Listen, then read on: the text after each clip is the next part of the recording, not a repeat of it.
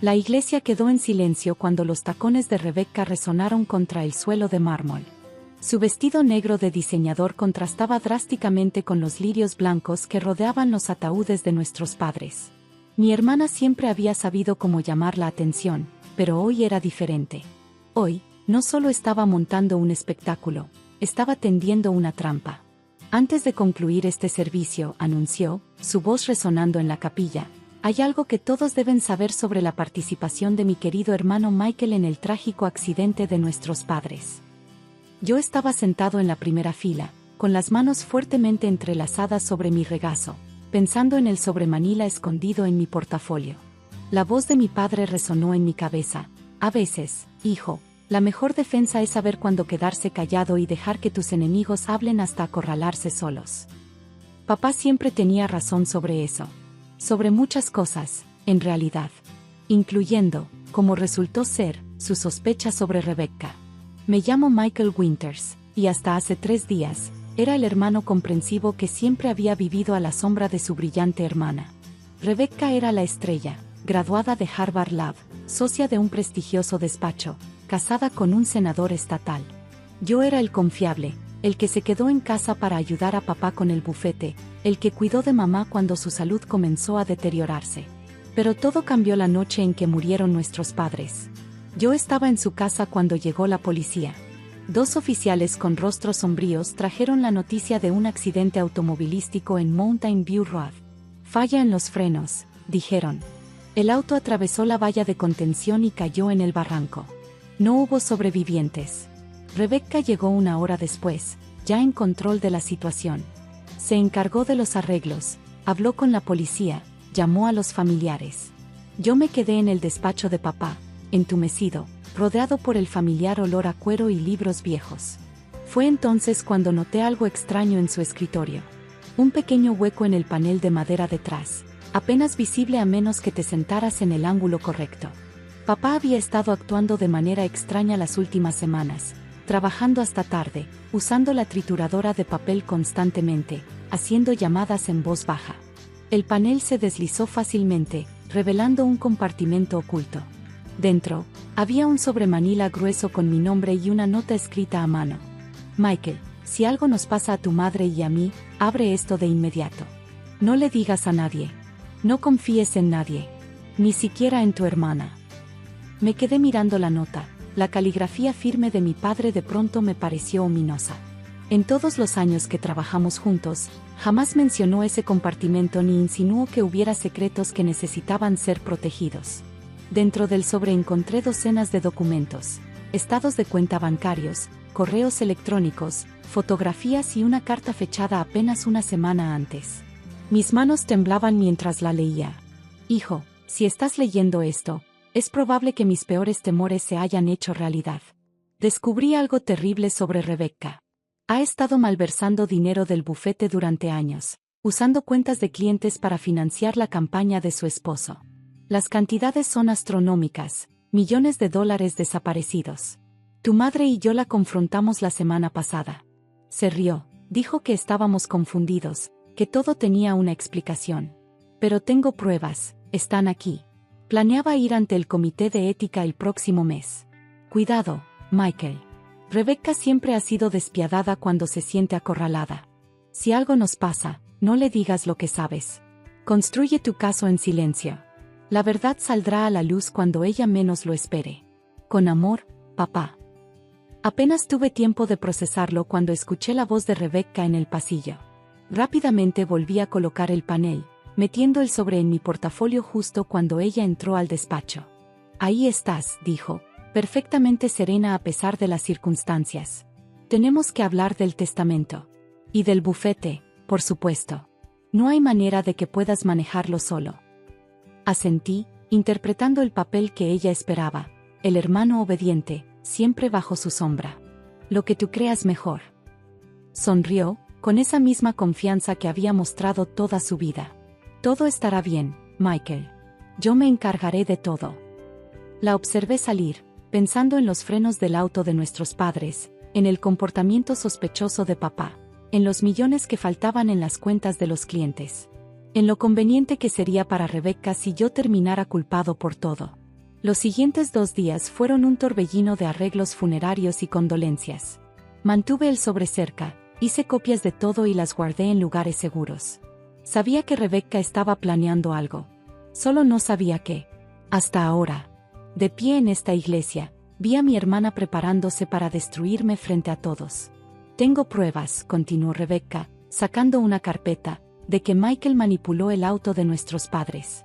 Registros bancarios que demuestran que tenía problemas financieros. Correos electrónicos donde amenazaba a papá por el control del bufete.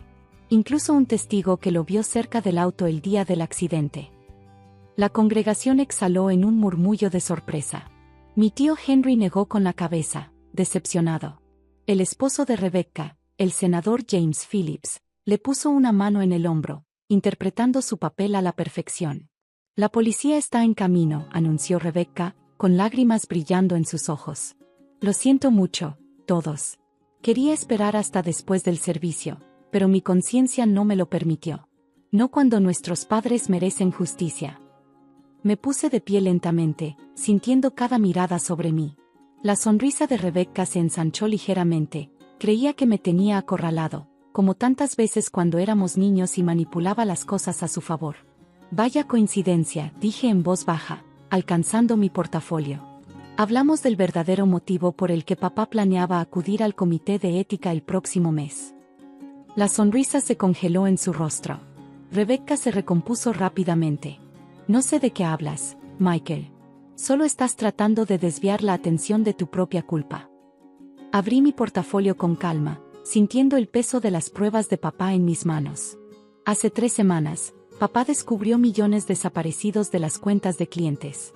Dinero que, de alguna manera, terminó en la campaña de tu esposo. ¿No es cierto, James? El senador Phillips se removió incómodo, quitando la mano de Rebecca. La iglesia quedó completamente en silencio.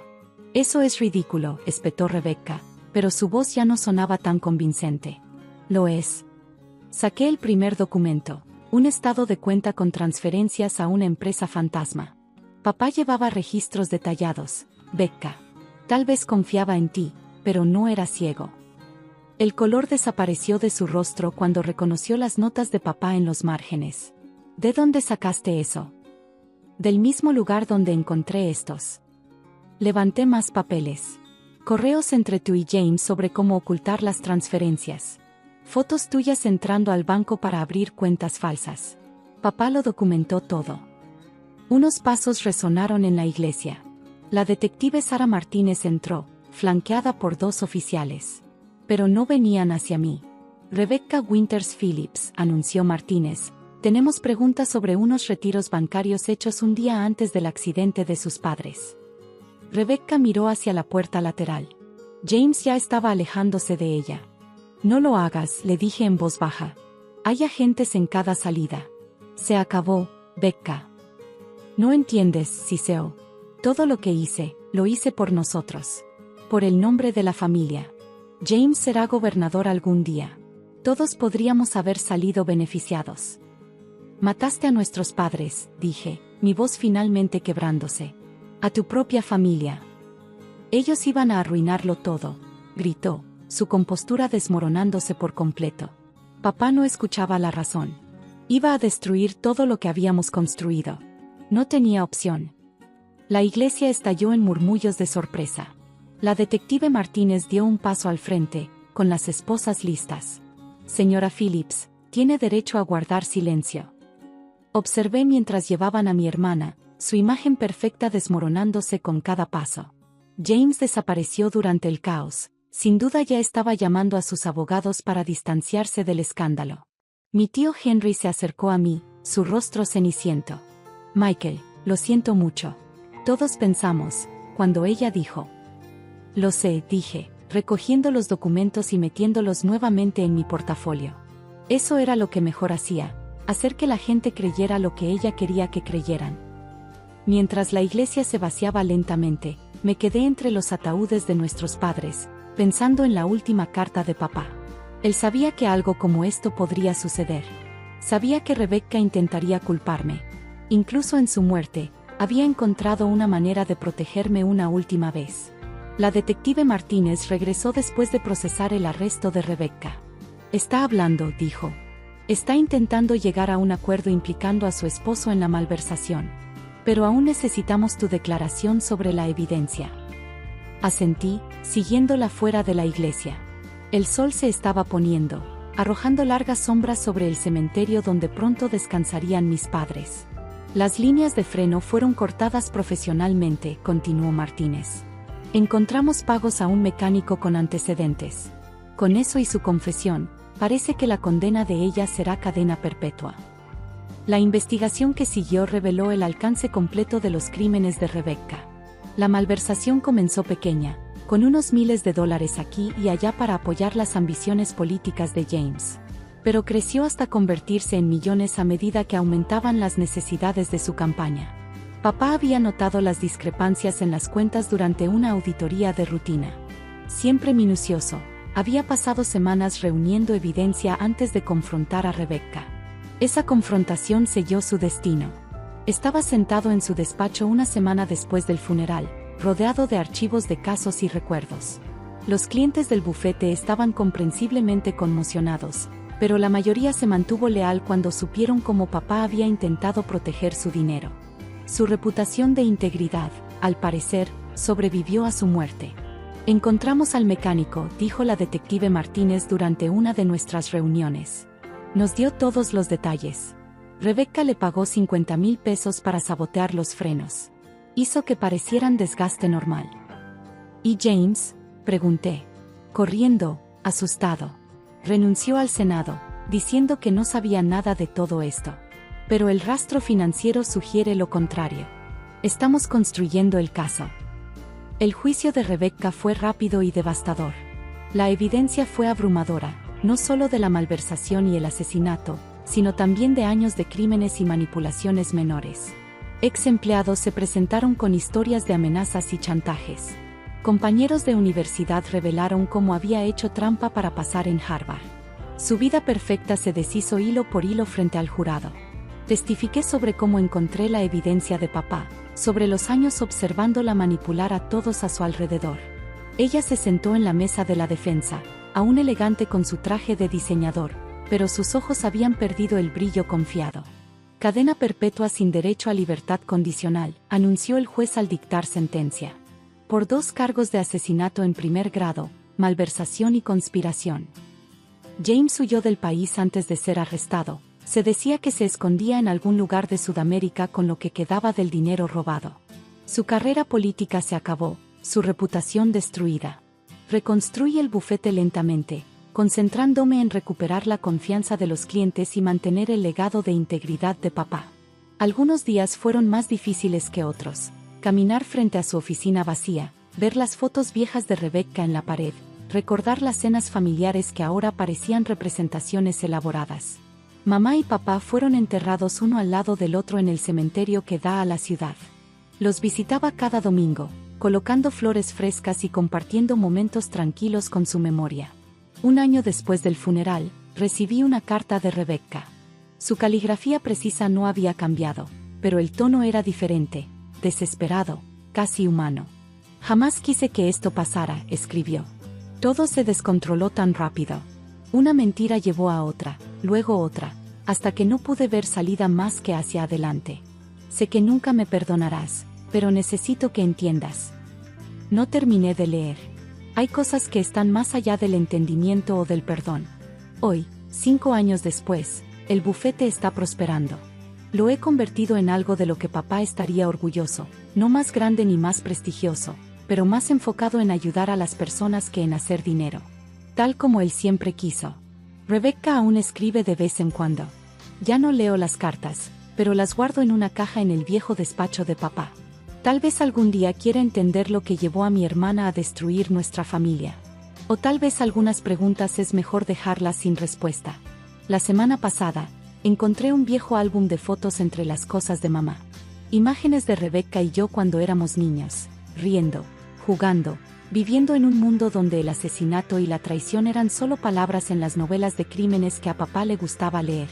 Pensé en visitar a Rebecca en prisión, intentar reconciliar esos recuerdos inocentes con el monstruo en que se convirtió. Pero algunos puentes, una vez quemados, solo dejan cenizas. En cambio, me concentro en honrar la memoria de nuestros padres a través del trabajo que hago, las vidas que toco, el legado que protejo. La última carta de papá está enmarcada sobre mi escritorio, no como un recordatorio de la traición, sino del amor que intentó protegerme incluso después de la muerte. A veces, los clientes preguntan por las fotos familiares que faltan en las paredes de mi oficina. Les digo la verdad, que la familia es más que sangre, que la confianza se gana, y que los monstruos más peligrosos suelen tener el rostro de aquellos a quienes más amamos. Pero también les hablo sobre la integridad de papá, sobre las lecciones que me enseñó, sobre la importancia de defender lo que es correcto incluso cuando te cueste todo. Porque al final, ese es el verdadero legado que me dejó, no el bufete ni la evidencia ni siquiera la advertencia, sino el ejemplo de cómo vivir con honor en un mundo donde a menudo es más fácil no hacerlo. Rebecca pasará el resto de su vida en prisión, rodeada por las consecuencias de sus decisiones. Yo pasaré la mía tratando de reconstruir lo que ella destruyó, un caso a la vez, un cliente a la vez, un día a la vez. Y en algún lugar, espero, mamá y papá pueden ver que su sacrificio no fue en vano, que la verdad y la justicia, aunque tardías, aunque dolorosas, aún importan. Mi nombre es Carmen, tengo 35 años, y esta es la historia de cómo mi familia aprendió que las apariencias engañan. Desde pequeña, siempre fui diferente a mi hermana menor, Victoria. Mientras ella soñaba con ser el centro de atención, yo prefería trabajar entre bastidores. Cuando heredé el restaurante de mi abuelo a los 18 años, todos pensaron que lo vendería. En cambio, trabajé como camarera mientras estudiaba administración hotelera por las noches. ¿Por qué te empeñas en servir mesas?, se quejaba mi madre constantemente. Tu hermana ya está en la universidad estudiando marketing. ¿No te da vergüenza? Lo que mi familia no sabía era que estaba aprendiendo el negocio desde abajo. Cada propina, cada cliente difícil, cada hora extra era una lección. Para cuando me gradué, conocía cada aspecto del negocio de la hospitalidad. Mi abuelo siempre decía, para dirigir, primero hay que servir. Sus palabras se convirtieron en mi filosofía de vida. A los 28, vendí el restaurante y usé el dinero para invertir en un hotel en quiebra. Fue arriesgado, pero en 7 años lo convertí en uno de los hoteles boutique más exclusivos de la ciudad. Sin embargo, mantuve mi identidad como propietaria en secreto, trabajando ocasionalmente como camarera para mantenerme conectada con el personal y los clientes. Mi familia nunca entendió mis decisiones.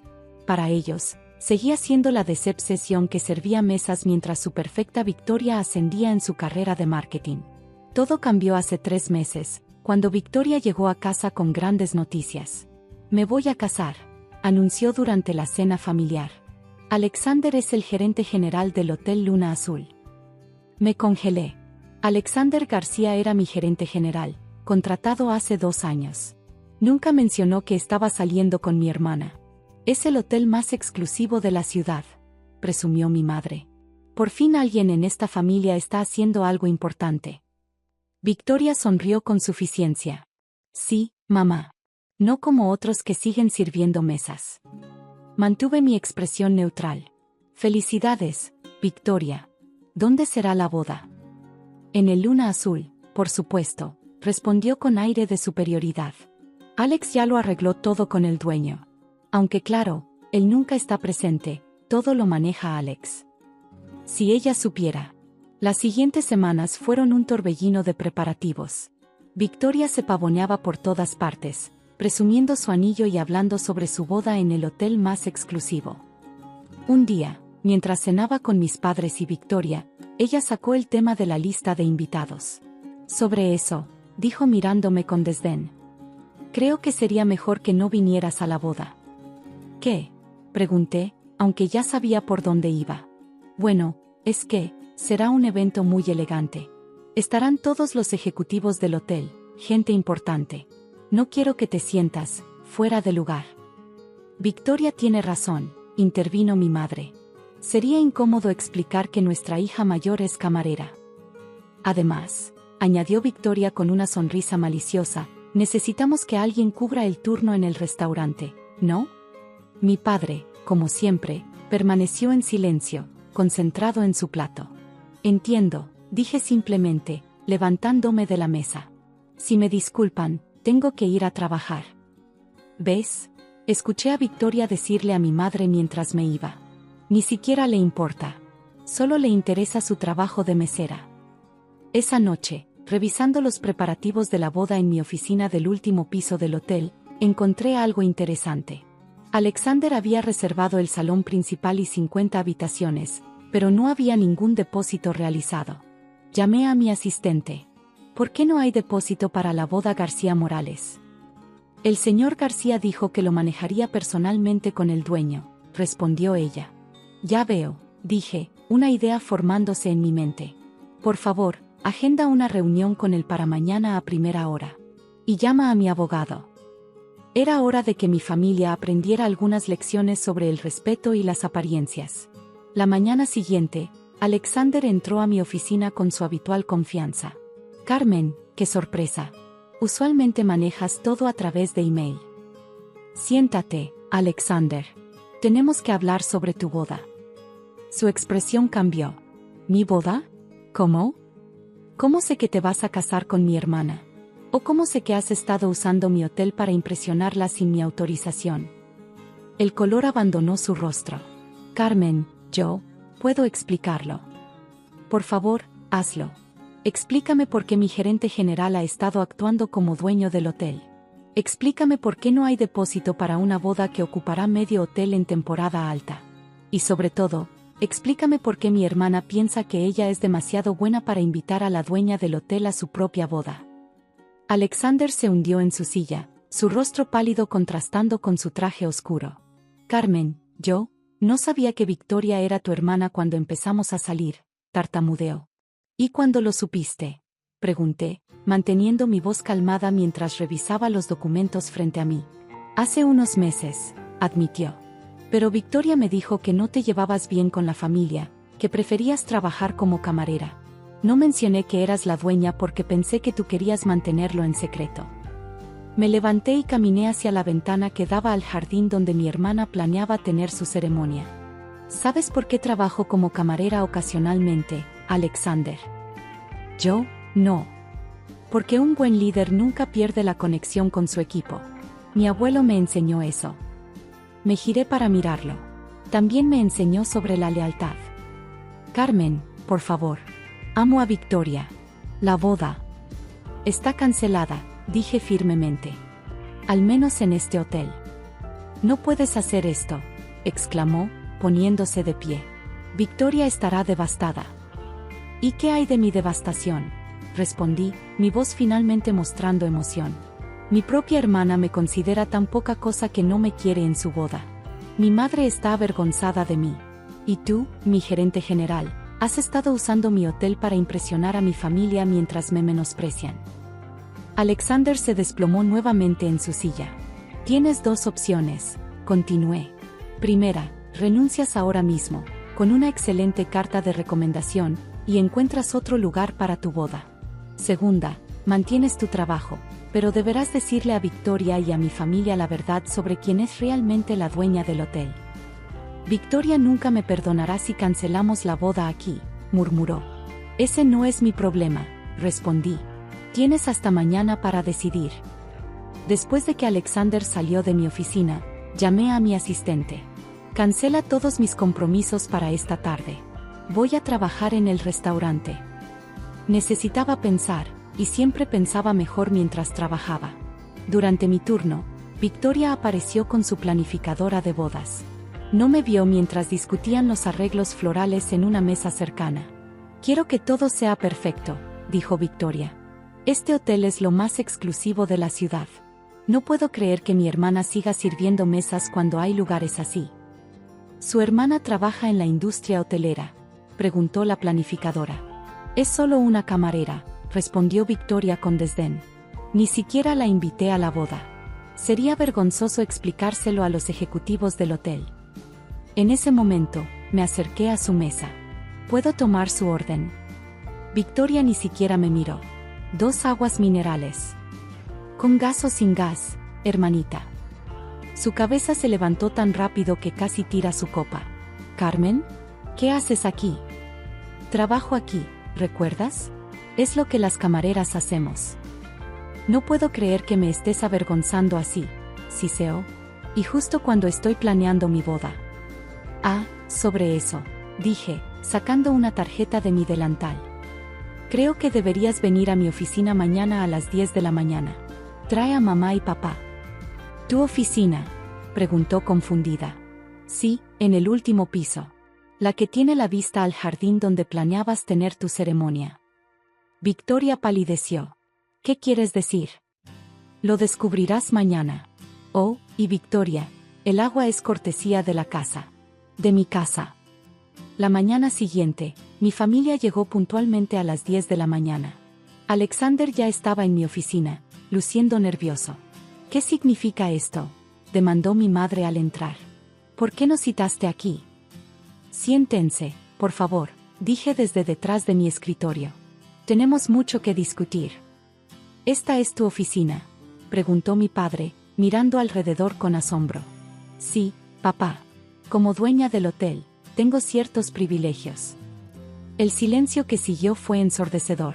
Dueña, susurró Victoria. Pero Alex es el gerente. Sí, Alexander es el gerente general, confirmé. Mi empleado. Quien, por cierto, ha estado usando mi hotel sin autorización para impresionarte. Esto es ridículo, exclamó mi madre. Tú eres camarera. A veces, sonreí, porque me gusta mantenerme conectada con mi personal. Pero principalmente, soy la propietaria y CEO del Hotel Luna Azul. Pueden verificarlo con mi abogado, que llegará en cualquier momento. Victoria se giró hacia Alexander. ¿Tú lo sabías? Sí, admitió él. Carmen es mi jefa. La mejor que he tenido. Y no me lo dijiste, gritó Victoria. ¿Cómo tú no le dijiste que era tu hermana?, contraatacó él. Mi padre, que había estado inusualmente silencioso, finalmente habló. Tu abuelo estaría orgulloso, dijo suavemente. Siempre supo que harías algo grande con el restaurante. Gracias, papá, respondí, sintiendo lágrimas en mis ojos. Era la primera vez que me decía algo así. Esto no cambia nada, interrumpió mi madre. Sigue siendo una. ¿Una qué, mamá? La corté. ¿Una exitosa empresaria? ¿Una mujer que construyó su imperio desde cero? ¿O todavía soy una vergüenza porque no tengo miedo de trabajar en el piso? Yo. Mi madre por primera vez se quedó sin palabras. En cuanto a la boda, continué, está cancelada. Al menos en este hotel. No puedes cancelar mi boda, gritó Victoria, poniéndose de pie. Ya enviamos las invitaciones. En realidad, sí puedo, respondí calmadamente. Y deberías estar agradecida de que solo estoy cancelando la sede, no exponiendo públicamente como mi gerente general y mi hermana planeaban usar mi hotel sin autorización. Alexander se aclaró la garganta. Carmen, he tomado mi decisión.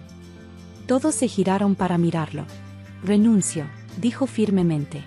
Victoria, lo siento, pero no puedo seguir con esto.